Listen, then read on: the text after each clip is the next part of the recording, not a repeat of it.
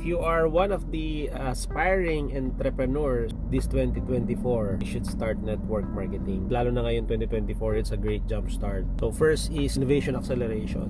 Fast pacing na ngayon ang technology. Will stick on the old ways pa rin, mapag-iiwanan ka.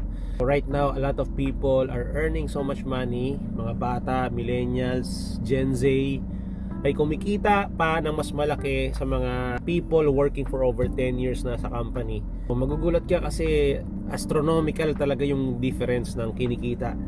And pangalawa, the remote work revolution. So halos lahat ngayon, papansin mo may mga work from home na. Ibig sabihin remote work, kahit saan ka pumwesto, pwede ka na mag-work. Well, in fact, pag nagpupunta ako sa mga coffee shop, ang dami ko nakikita yung mga dalang laptops, tablet kung sino nagtatrabaho.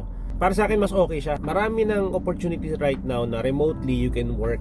Ang good thing sa multi-level marketing kasi, flexible siya. Hindi fixed income.